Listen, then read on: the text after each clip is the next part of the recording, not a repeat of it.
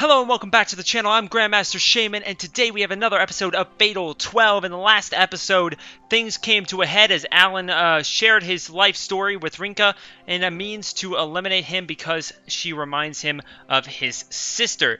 As well, Federico has seemed to obtain all of Alan's cards as well. Miharu has all of Federico's cards, and Alan probably possesses most, if not all, of Federico's cards as well, though we don't know for certain. But either way, we have finally made it to another round of Divine Selection.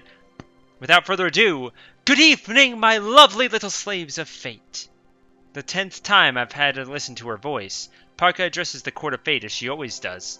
I'm aware of the cruelty behind being masked by her divine tone, as well as the reality that I have the same cruelty within me. 4 remain, but who shall survive until the end? I'm guessing you prefer a girl who's going to be your host. Goodness, no, I view all genders equally. Says the goddess who went on about how I must reek of booze. Did I? I'm afraid I don't recall such an exchange. You little. At it again, I see. I can't say I mind it tonight, though. Holy crap, seeing you smile might just be the creepiest thing I've ever experienced. Fuck. Alan and Federico have no issue engaging Parka in senseless conversation. This might have been the case since the beginning, in fact, especially with Federico. That's right, tonight is the last night I'll get to see this. I don't feel sad about it, just empty. I can't say for sure how Miharu feels, but at the very least she's chosen to remain silent like me. We're finally nearing the end of Divine Selection. I do look forward to seeing what fate has in store for you all. Allow me to begin tonight's election. Revolve, O clock of fate. Her sly grin signals the beginning of the election's procedure. My place as number 1 is one that I detest. I'm always the one forced to make the first declaration as the result. Well, number 1? I elect number 12. I make sure to look Alan in the eyes as I say so. I'm using his life as a stepping stone for my own. It's a truth that no rationalization can change, thus I have to accept it. He smiles upon hearing my declaration and nods. Next, how about you, number 2? I elect number 3. Things proceeding as expected. Federico nods in response. His expectation is an odd mix of satisfaction and displeasure. I understand now just how incredible it is for him to remain that composed. And yourself, number 3. Who, me? Ah, I've got an election. And it's got a name over there, Alan. Good grief, can you refer to him by his number? Hey now, everyone knows each other's names by this point, so it just should be fine. But okay, I'll obey the rules. Number 12, I'm electing you. Very well. Parka nods and then turns to face Alan. He raises his voice before she can prompt him, though. Allow me to elect Federico Camerati. Heavens, must you be like this too? Please wait until I ask before you could make your declaration. This is my way of accepting his provocation. I elect number 3. Very well. Do allow me to stress the importance of adhering to the rules, however. Federico and I have elected Alan. Meanwhile, Miharu and Alan have elected Federico. All 4 of us face duplicate elections. This isn't a situation I had anticipated. I get Federico wants to elect Alan, even if it means causing that situation, but I honestly didn't think he would have all of his cards. I'm not quite sure why Alan wants to elect Federico when Miharu's already doing so either. This entire situation has me a bit bewildered. I can't see this being a tactic to make us back off. I'm sure it was clear at this point, but I won't hesitate to earn an election priority. What are you thinking? Well, well, quite the clash of wills we have tonight. Allow me to handle all in order. Sure, go ahead. Yo, Miharu. Ain't too fond of letting that asshole be the one to put a nail in my coffin. Still wish I could have spent a wild night with you. But hey, you'll at least be the one to put an end to this for me, won't you? How many times must I tell you not to speak? I have to carry out my role. Federico ignores Parka's distress and tells Miharu that he's leaving it to her. What's more, Alan turns to speak to me. I share the same sentiment as him. I would be ashamed to call myself Amrita's brother if he were able to eliminate me. I clench my fist as he listens to his words. I finally understand his thought process. It's not a logical decision at all, but it's one I can understand. Men are truly hopeless. Is that what you were hoping I'd say? It ain't really into that sort of thing, but sure, that works. I didn't expect you to think about things this way. It's in my nature as a brother, which is all I need at the moment. That's enough! I need you all to follow proper protocol! Parka actually raises her voice at us. How unusual. There's no anger in her tone, though. If anything, I think she's excited. It's an abnormal situation, one where myriad emotions are all crossing paths. Number 1 and number 3 selection on number 12 shall be our first priority. As you know, revealing a personal card will allow you to obtain election priority. What will you do, number 1? I'll reveal my name card. I will reveal my regrets. I close my eyes as Parka childs Federico for ignoring protocol again. My actions are essentially throwing mud in his face after he helped me, but that's okay. What I'm about to do is through my own will. I'll reveal my cause of death then. I'm fresh out of cards to reveal, so I guess I'll let you take the right to eliminate him. I won that moment I gathered all 3 cards. Hell, I should thank you for giving me the final push I needed. So that's why. I finally understand his actions from last night. He must have learned about Amarita somehow. I've never met her myself, but the similarities must be authentic if he's able to make the connection between me and her. Still, it doesn't feel right for him to thank me. I never did anything for him. He's the one who obtained the answer he was looking for all on his own. Very well. Up next is number 2 and number 12 in a selection of number 3. I never did have the pleasure of meeting face to face. Indeed, you helped Rinka out though, didn't you? I owe you my thanks for that. Spare me your gratitude. I'm sure you've been told that I'm not fond of such niceties. I have every intention of earning election priority. What will you do? I have 3 cards remaining, but the last thing I want for him to haunt Amarita if I eliminate him. You may have the right. As for us, how does counting our bout at a later time sound, Federico Camerati? That sure ain't gonna sit well with me. How about we just call it a win on both sides? No. Oh, come on. No talking amongst each other. How many times must I repeat myself? Parka halts the conversation for us. Next, she begins to process of bringing 2 lives to their end. With that decided, number 1 and number 12, number 2 and number 3, allow me to proceed with the election procedure. The Court of Fate rumbles following our explanation. I'm up first. My platform makes its way to the upper sanctum, and so does Alan's. Oh man, we're almost to the end. This has been so good. I kind of don't want it to end, you know what I'm saying? Alan and I face one another upon completing our ascension. He remains silent, albeit with a peaceful expression. I already told you everything that there is to say during that night. Yeah, his current silence compared to the night he's referring to says it all. That silence is soon disturbed by Parka. Oh my, done chatting already? I must admit I expected you to express some anguish over this number 1. Everyone has a surprising side to them, right? Indeed. Ho ho, I shan't complain about everything proceeding smoothly. Do begin your election then. I open up my card book once she shuts her mouth. My cards float out in response, despite the majority of them being useless now. His name is Alan Scorpion. He was killed with poison. If there's one thing I regret, it's not using my position to present you with a diamond that you no doubt would never be able to afford. You being sarcastic now? To make up for it, allow me to teach you a magic phrase, one based on my belief that Amrita will become the next CEO.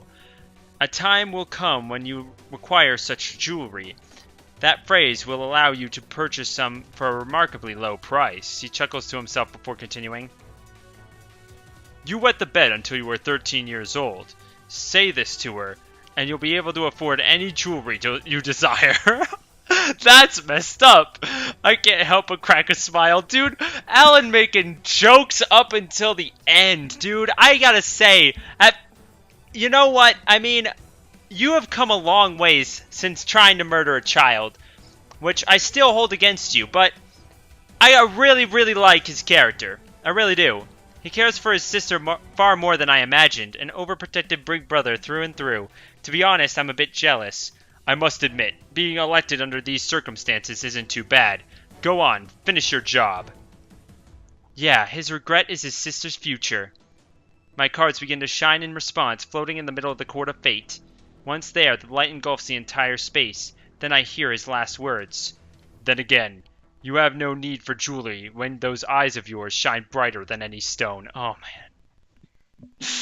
Alan is getting those lines! Ugh. The scenery switches to that of a hotel room. Alan was going through documents, not just paper documents, but files stored on his laptop and tablet as well. Room service arrived shortly thereafter. It was coffee. Alan didn't normally partake, but his secretary recommended it if he needed a way to keep himself awake. They claimed the coffee here was especially good. He took a sip. Full body paralysis followed moments later. Only then did he notice just how many people had to have worked together through their shared hatred of him. His time was short, however. He lacked the means to judge them for their decision. Only the outcome mattered, and now it was a fitting end to someone who had thrown so much away. But in his heart remained one regret. Why did they choose to give her such a shadow? It looks more creepy than anything else. Like, the picture of her in the sunlight was way cuter and not so freaking creepy. He hadn't seen his dear sister in a year and half a year. A child could grow like a weed in that time. If only he could have seen that growth, her baby steps toward adulthood.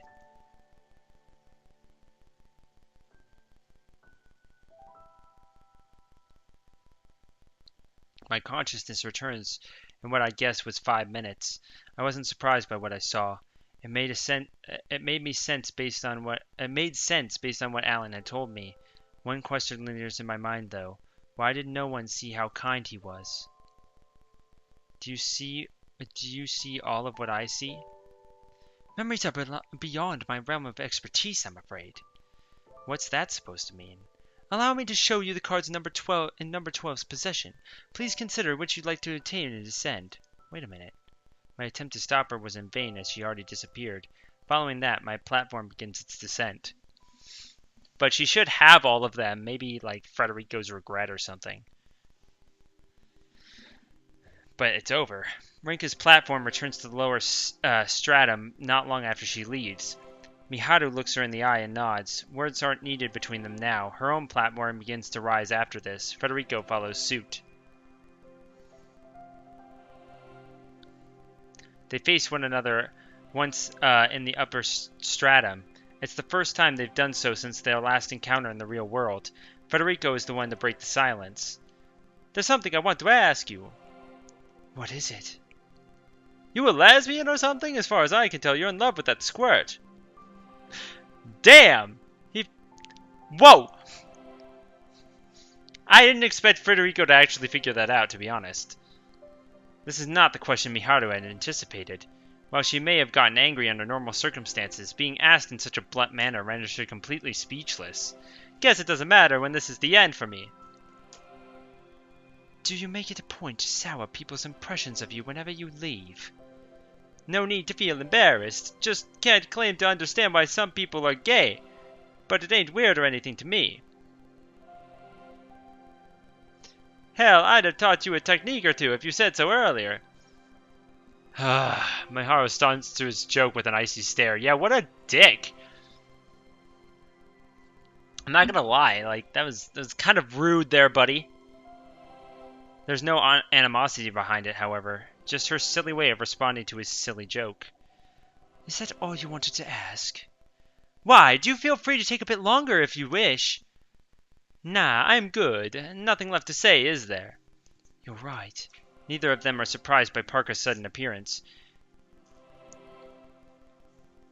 While somewhat displeased, she continues with the procedure. Do select your cards then, number 2. Miharu opens her card book when prompted. His name is Federico Camarati. Oh yeah, this isn't about me, but there's one last thing I want to say. That beast of a woman never forgot how to enjoy life, even after she'd been through. She even threw away an easy chase at survival to save me. But I ended up and died anyway. The point is, just remember that people like us lived our lives the best we could. What's important is that you enjoy the ride, so don't go killing yourself again, got it? Wow, so he actually knows all of Miharu's cards. Well, actually, he might not have linked Rinka to her regret yet. That might be the thing. He was crushed to death. Parka said that she could change fate last time, so make sure to take advantage of that for both you and that kiddo to make it through to the end. Let your desires take priority a bit more. Don't worry about your image. Your looks will keep you covered there.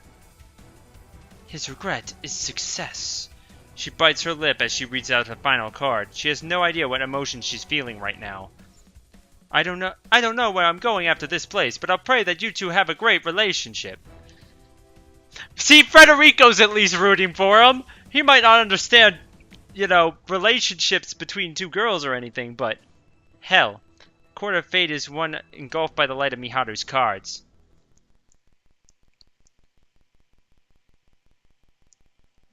The scenery of a sinking ship unfolds. The ship's captain leapt towards him. Her body collided with his immediately after. The ship's components collapsed at the same time, crushing him underneath them.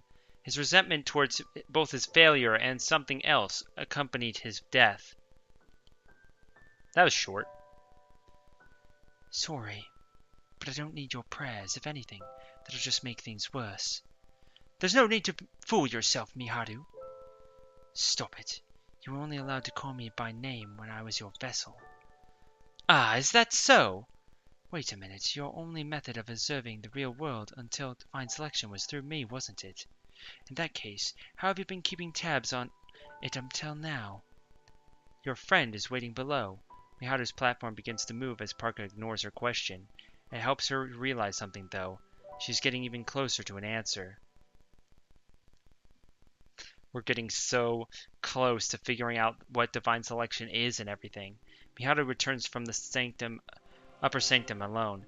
Her platform settles next to mine once more. Thus, only us and Parka remain in the Court of Fate. The surprisingly endless space somehow feels even bigger now. Well done. Have you decided which card to take? Not like anything work it. Maybe I'll take number 4's name card. Belongs to the woman... number 6's name card, sorry. Woman Alan eliminated on the first night. I never met her, but learning her name should allow me to remember her. Then I'll take a page out of Rinka's book and choose number 7's name then. She must have understood what I was going for. That name belonged to the man Odette eliminated on the second night. I'll ask her about it later. That way, I'll finally know the names of all 12 participants. So Parka knows that these two love that Miharu loves Rinka. I'll be able to remember every last one of them. Oh ho! I see cards that are useless to you two at this point. Maybe not. Can you end it already? I want to get some proper rest. Yes, very well. Parka gives an apathetic response before returning to the center of the Court of Fate. Tonight's session resulted in 2 eliminations. I bid you farewell for now. Might not be like her, but I can't deny how pleasant her voice sounds. Divine selection. It won't be long before this cruel ritual is finally over. The 10th week is over. So the question is whether things will end in the 11th week or not. Definitely something to keep an eye on. Morning. I'm stricken with a sense of loss upon waking up. My alarm rings after I spent some time staring at the ceiling. I managed to wake up before it went off somehow. I checked my phone, only to notice a message from Miharu. It's about the card she obtained last night. Ro, huh? I wonder if he's Chinese. He was that chubby old man, after all. I'm not sure what kind of life he led, but I can only assume he'd gone through his fair share. I sent her number 6's name as thanks. Her name was Chan. She was probably in her mid-20s judging by her appearance, although her desperate plea for someone to help her stood out the most. Her life must have been at the highest point for her to react in such a way. Every single person led their own lives. Sounds obvious, but I've come to appreciate that reality much more. I get a follow-up text from Miharu as I'm thinking. Finals start today, are you ready? What? I spew an unintelligible sound in response. Look like she has more to say. There's no need for us to rush since it's just us left. Let's get exams out of the way before we think of how to handle divine selection. Both Alan and Federico were eliminated during last night's election. Miharu's right. We can take our time to think these through once we're done with exams. Alan. Curiosity gets the better of me, which leads me to do an online search of his name. His position meant that even Japanese news outlets would report his death. It was labeled as a death under unknown circumstances at first, but now it's been chalked up to suicide. There's no way he'd commit suicide. Anyone who knew him would agree. His death occurred 2 months ago. It's too late to try and do anything about it now. Not like anyone would believe me if I did. It's not like it affects my life in any way, but it still frustrates me. Alan expected things to play out this way, though. That means there's a more important issue to consider. Emerita. Per the contents of his will, the position of CEO will be taken up by his younger sister. Apparently, there was plenty of arguments over it, but she got appointed in the end. She even changed her name to Emerita Scorpion to carry on his legacy, and is working hard to support of others. I guess people aren't thrilled with this show of nepotism, judging by the comments in the articles themselves. Doesn't matter. She'll forge a path ahead without giving haters the time of day. There are photos of her articles too. You can tell she's still young, but she certainly is gorgeous. I'm not really sure how we're similar, but I can now take pride in Alan's claim that we are. Okay, time to move on with my own life. I've decided to put reading the diary on hold until I'm done with finals. Much as I want to finish it, I'd rather not come across something important right now. It'd kill my ability to focus on studying. I enjoy a nice big stretch and then get ready for school. So we're gonna like skim through the next like seven days. Oh, see, it's Friday already. Free at last. Okay. And our arduous 5 days of exam finally come to an end. The time spent at school was short due to every day being limited to 2 subjects, but that didn't make it any less grueling. Miharu and Naomi made sure to drag me to the library every single day, too. The risk of me not studying was just too great.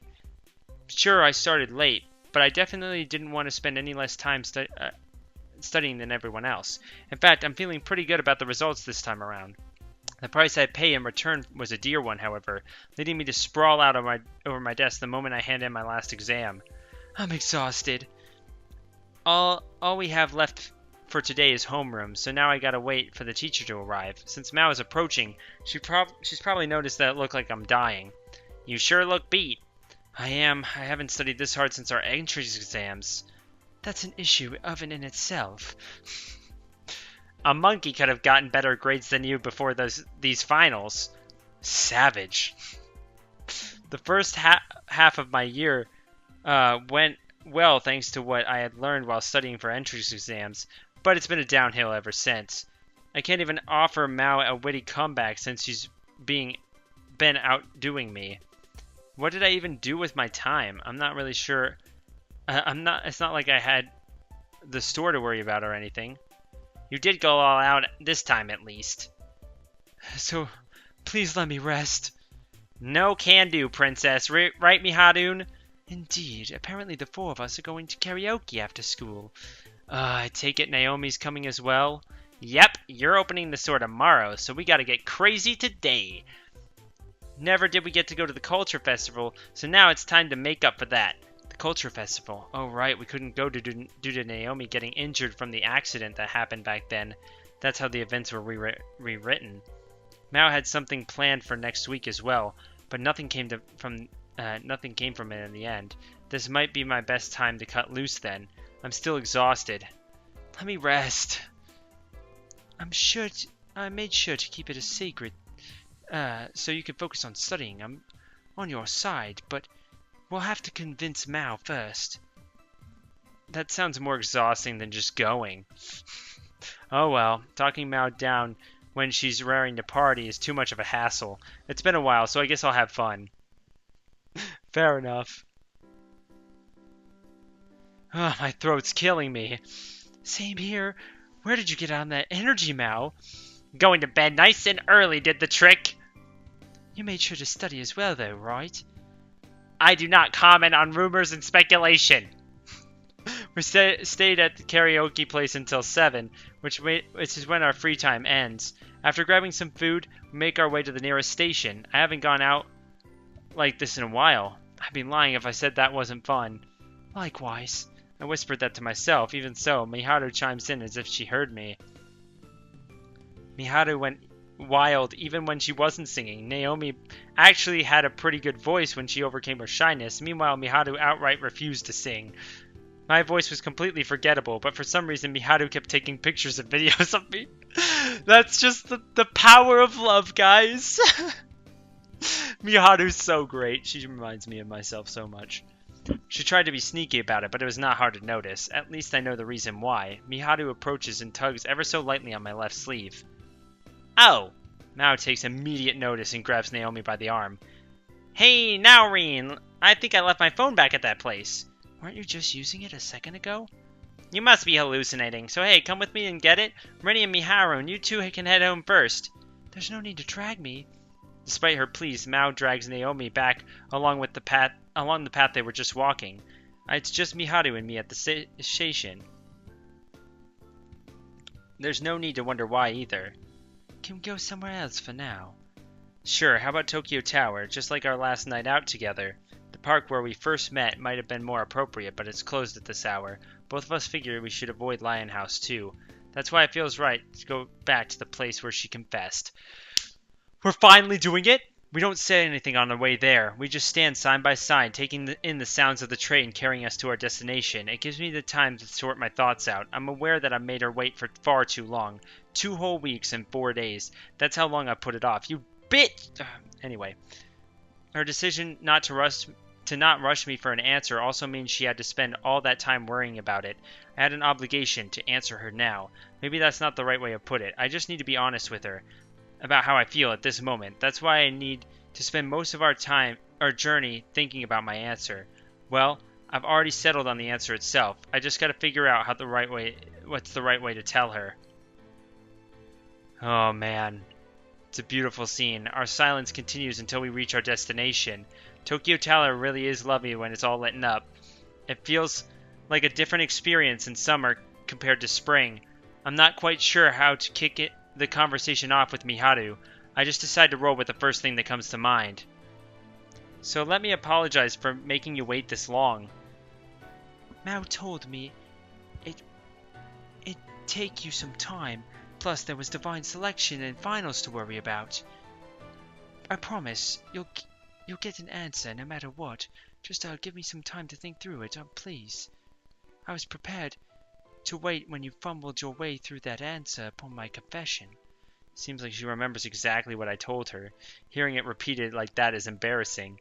I should mention something as well, actually. It was Mao's idea for us to be alone after our day out. I figures as much. But, well, it's true that I wanted to hear your answer as well. Of course. Miharu's tugging my sleeve as her way of saying this is something she sincerely wanted.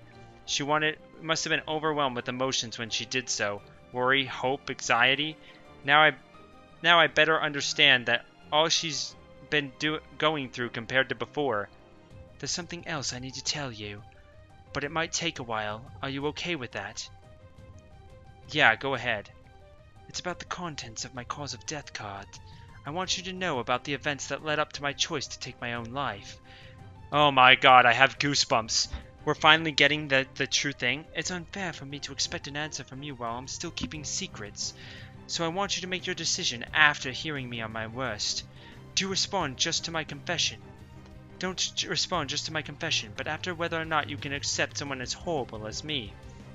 Sure, although I should make one thing clear. I'll never think poorly of you, no matter what. I won't hate you, nor will I reject you. That just won't happen. Miharu nods in response. I feel like this goes without saying between us nowadays. If Miharu's willing to open up, then she will. All I need to do is listen. This is an intense scene. Let's see. I skipped the majority of the details when I told you about what happened between the time I entered Omega and met you, so allow me to fill that gap. This will be entirely from the perpetrator's point of view. There's no taking back what the victims went through, and they can't be judged for their hatred. As you know, I'm not fond of my mother. That was always the case. However, Miharu tells me about her mother's past. This must be critical in understanding her frame of mind. Regardless, even the perpetrator had lived their own life before that point.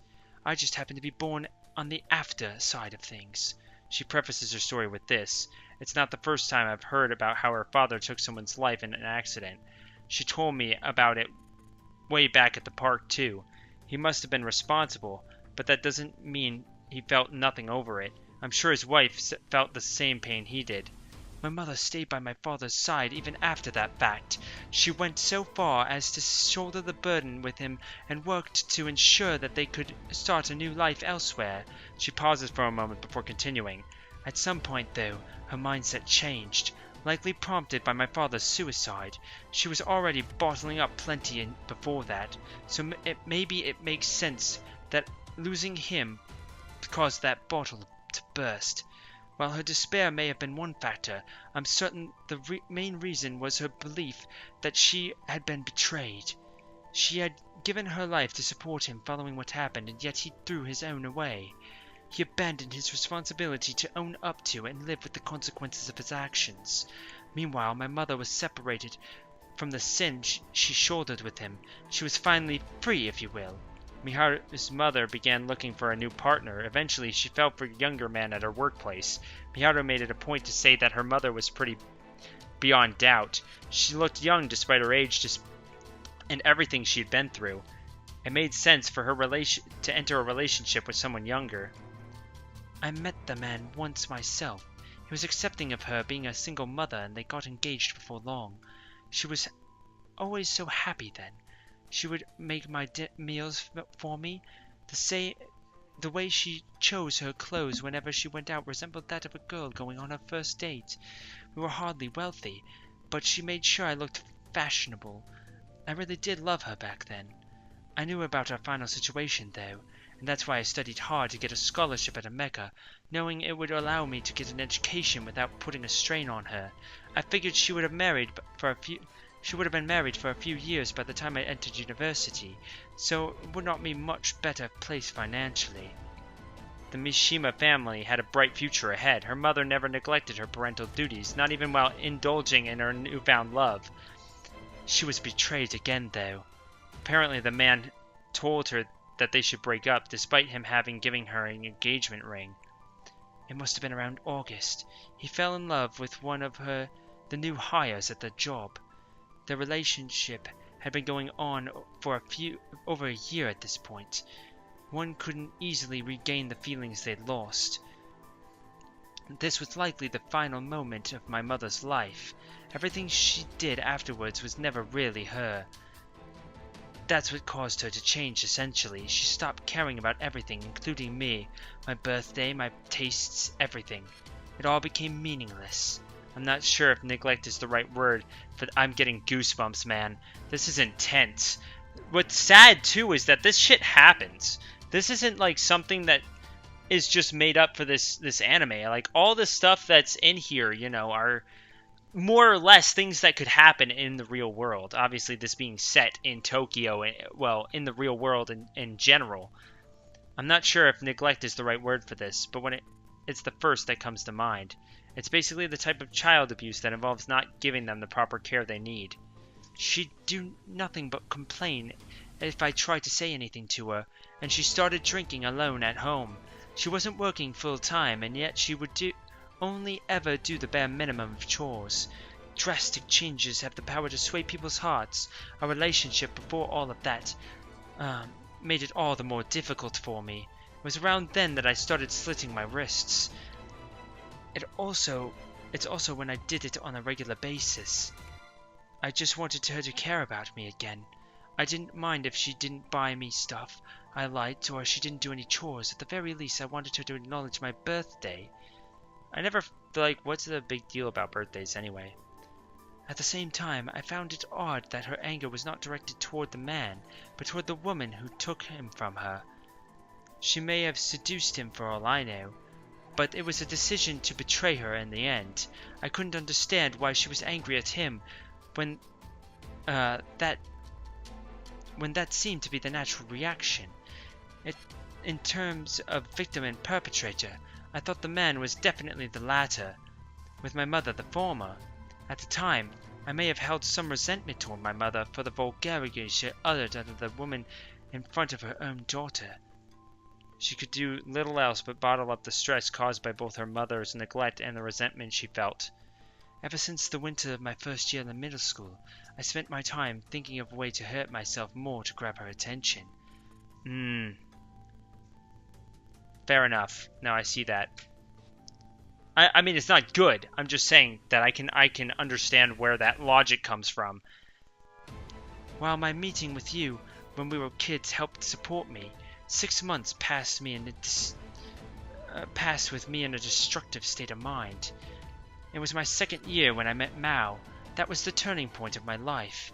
Apparently Mao was keeping her distance from classmates as well, albeit for different reasons. She hated the groupthink amongst the girls in her class, stuff like their decision to ignore people if they didn't join in on bullying others. Nowadays, that's not an issue since she can brush off anything she doesn't support, but that wasn't the case back then. That's why she kept her distance instead. It was so she wouldn't get forced into anything she didn't want to do. Mao was never really good at judging the right way to interact with others at the time. Well, I was even worse. Mao showed no effort to avoid Miharu after learning about her self-harm habits, nor did she get angry or try to lecture about it. She didn't even try to understand the reasoning behind it. According to Miharu, that's exactly what she needed. Mao's the only one who told me that I didn't need to love her just because she was my mother. It was okay for me to hate her. That sounds like Mao. Miharu nods quickly. I finally came to hate her thanks to that little push. I accepted she wasn't worthy of my respect at the moment, despite our past relationship. It's fine whether you love or hate someone. It's fine to switch from one to the other, too. In the end, it's all a personal choice you can make yourself. I can see Mao saying something like that. Even then, there were still times I broke down and slitted my wrists. The frequency at which I did dropped dramatically, however. Knowing she wasn't alone gave her a peace of mind. I'm sure I can give a general summary of what happened once I entered high school and fell...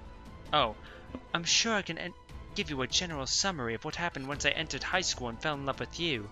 Yeah. She briefly explains that her self-harm action had stopped around that time. The scars from before would go away. It would never go away, though. That's why she started to wear clothes with long sleeves, even in the heat of summer. And then, our second year started. Naomi appeared. This was another turning point for her. I knew it! I'm pretty sure I talked about this earlier, about the theory that Miharu got jealous of Naomi being too close to her, which was one of the reasons that caused her death. It seems that I was pretty spot on with that. I'd started to spend a lot more time with Naomi after we met. Now that I think about it, it's impressive how close we got in such a short time. 1 month in and I already wanted to go to a theme park with her. It was completely normal from most people's perspective, I guess. Just another facet of one's daily life. Miharu couldn't see it that way, though. I was always the one by your side up until then. Mao would always act as the third wheel because she knew how I felt about you, but the same can't be said for Naomi, you know. To be frank, the more time you spent with her, the less time you spent with me. Miharu makes it clear as day. I don't blame myself because I don't really agree with the idea of having to spend an equal amount of time with everyone, nor can I blame Miharu from her perspective either. Not that I understand where she's coming from now. Well, I can understand the jealousy. Jealousy's super normal. It's kind of a thing that you do subconsciously. Being someone who gets jealous easily myself, like, it's just kind of this subconscious thing that happens where you just realize that you kind of don't really like someone because they're getting too close to your babe, basically. And Miharu, with her self-destructive tendencies, it makes sense. One day, Parker arrived in my dreams to tell me what fate held in store. Naomi would steal you away from me. What a bitch. Parker did? Why would she... I had an odd dream that night. I'm not really sure if it was the one Parker showed me, or one that manifested from my own anxiety. But it was a dream where you and Naomi were in a relationship. Me and Naomi? My mind goes blank for a moment. First she mentions Parker, then a dream where me and Naomi are in a relationship. I don't know where the possibility came from, but it's certainly not one based on reality. I'd rather not interrupt Miharu, so then I withhold my commentary for now. I had this dream on the night of May 2nd, the juncture of causality. The day all 12 of us died. Let me make one thing clear. That dream wasn't what led me to commit suicide. I'm confident I could get over it as long as you were happy. She makes sure to tell me she'll be fine no matter how I respond to her confession. She won't resort to suicide even if I say no. That's how she felt following the dream, too. It's an issue with the emotions that gave... The issue was with the emotions that her dream gave birth to. I found myself outraged at Naomi. I hated her for it, and most of all I envied her. And that's when I understood, though, when my mother's anger was directed at the woman instead of the man that abandoned her. Her blood flows through my veins, making it possible for me to turn out exactly like her in the future. That realization that I had been denying my lineage through my hatred made me want to die. This was different from when she was slitting her wrists. She didn't want anyone to notice her in this situation. I just didn't want anyone to be alive anymore. Oh man, so she started getting bad at Naomi, which is kind of what you do. You're jealous of the other person, the person that you weren't with, because it's automatically they or them who seduced them. There's not... Obviously not everyone thinks this way, but it's actually a pretty common thing to do, because you think, oh, well, we were in a relationship and then this chick showed up. Surely she had to have known that we were in a relationship and pursued this guy anyway and stole his heart. You know, that kind of thing. You know, that's why they're usually directed at the person that you weren't in a relationship with. And the same thing goes here. And that's what caused Miharu to get super pissed off and then killed herself. That's an emotion I can't simply understand. We're fundamentally different people, after all. And it's not limited to just Miharu and myself. Not being able to understand parts of one another is what makes us all unique. How do you feel now? Divine selection has helped in a way. The fact that I was able to kill myself proves I understood exactly what part of me I hated. Her hate was so strong that it even applied to herself. She was able to denounce that side of her and find the will to bring her own life to an end. It takes a lot of willpower. Those actions gave her some form of hope, it seems. Committing suicide proved that I still have a will and self-control. That, in turn, allowed me to forgive myself. That's why she was determined to survive divine selection until I appeared in the court of fate. She made sure to stress that. All right. That's the tale of Hinata Miharu up until her demise. I'd like to hear your answer after taking all that into consideration. She turns and faces me once again, telling me all that may have required even more courage than her confession. She didn't sugarcoat the horrible things she thought about Naomi. She knows how much I love everyone in our group too. That's why she probably doesn't want to accept her feelings towards Naomi. Doing so would lead her to not being able to spend time with me. Besides, she didn't actually despise Naomi. Her envy stemmed from the fact that I was spending more time with her. I get why she didn't want me to make a decision until I heard this. It just proves how much she loves me. She's serious about this. Let me confirm one thing with you. Because she's so serious, I need to be serious and ask this. You said that only one person can become Parker's vessel, thus only one of us can survive. I still disagree. If there's even the slightest chance that both of us can survive, that's what I want to bet on. Linda's diary and outcome where I was able to elect one Linda's diary and an outcome where we were unable to elect one another are both parts of my belief. I don't want to fight back as much as possible. How do you feel about that? She casts her eyes to the ground to show that she's thinking. It's not out of hesitation. She wants to be confident in her response. I don't want an answer based on logic. I want one based on her feelings. She probably understands that. My priority is your survival. As for my own, I'm still not too sure. I appreciate your honesty. She sounds She responds in kind to my trust in her. She should know that the answer I'm hoping for. I've changed my mind. Let's look for a way to survive together. That isn't the answer she gives. It's kind of made me want to shout at her, much like I did the first time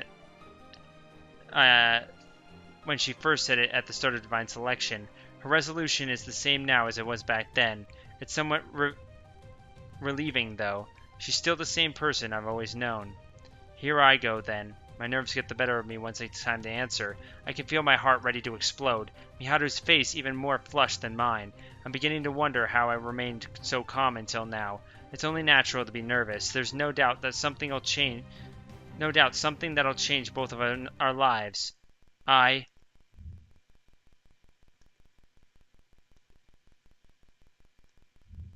That's all the time we have for this episode, guys, so make sure you click that thumbs up button down below for me because you already know your support is greatly appreciated.